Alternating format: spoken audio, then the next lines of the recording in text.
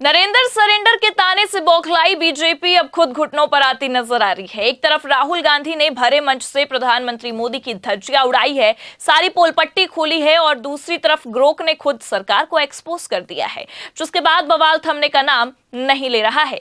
नमस्कार, आप देखना शुरू कर चुके हैं 4 PM न्यूज नेटवर्क और मैं हूं आपके साथ प्रगति ठाकुर। आखिरकार जिस डर से बेचारी भारतीय जनता पार्टी ग्रोक के खिलाफ एक्शन लेने के दावे ठोक रही थी, अब वही होता दिखाई दे रहा है।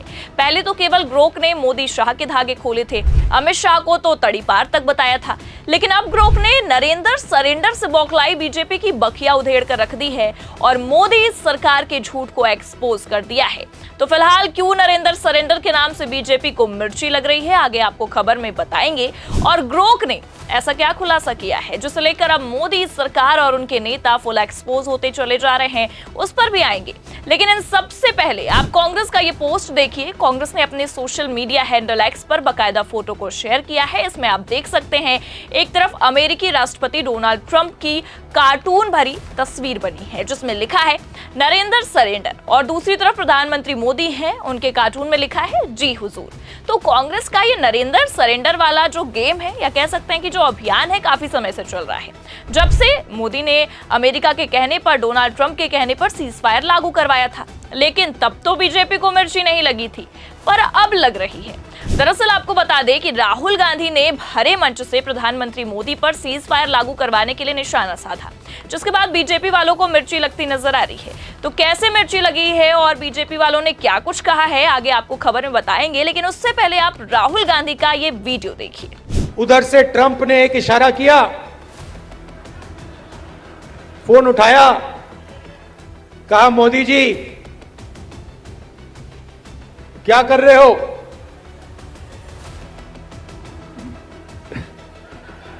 नरेंद्र सरेंडर,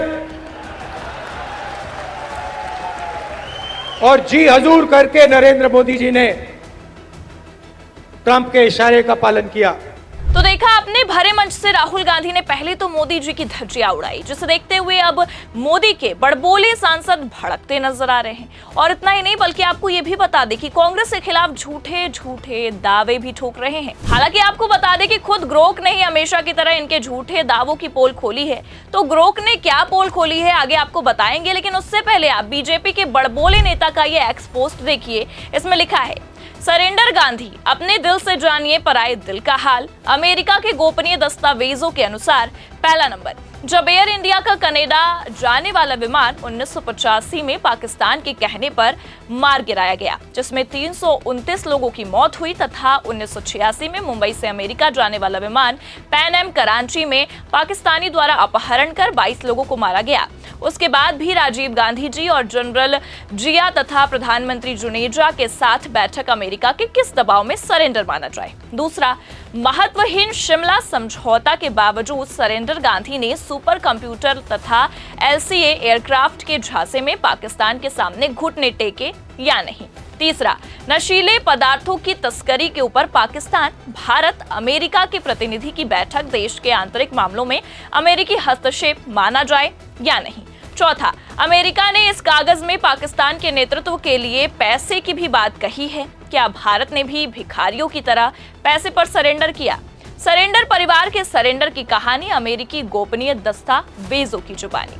तो निशिकांत दुबे ने अपने इस एक्स पोस्ट में बकायदा एक डॉक्यूमेंट को शेयर करते हुए ये दावा किया है कि गांधी परिवार ने काफी मामलों में समझौता किया है, और ये दावा कर रहे हैं कि अमेरिकी गोपनीय दस्तावेजों के मुताबिक गांधी परिवार ने सरेंडर किया है, और इसके सबूत भी दिखा रहे हैं। तो एक तरफ निशिकांत दुबे सबूत दिखाने की कोशिश कर रहे हैं और गांधी परिवार पर निशाना साध रहे हैं, और दूसरी तरफ आपको बता दें कि ग्रोक ने इन सबूतों पर मिट्टी पा दिया है। दरअसल आपको बता दें कि जैसे ही निशिकांत दुबे ने कांग्रेस के खिलाफ ये पोस्ट किया, वैसे ही कुछ सोशल मीडिया यूजर्स इसकी सत्यता को जानने के लिए ग्रोक के पास गए, क्योंकि आपको बता दें कि कई दफा ऐसा हुआ है कि जब से ग्रोक लॉन्च हुआ है, तब से यूजर ग्रोक से ही सच जानना पसंद करते हैं। इसी सिलसिले में दुबे की इस पोस्ट के नीचे कॉमेंट सेक्शन में एक यूजर ने ग्रोक से पूछा कि ग्रोक, ऊपर लिखी हुई ट्वीट और साथ में लगाए गए दस्तावेज जांच कर बताओ कि निशिकांत दुबे इतना झूठ क्यों बोल रहे हैं। सच्चाई के साथ निशिकांत दुबे की पोल खोल दो।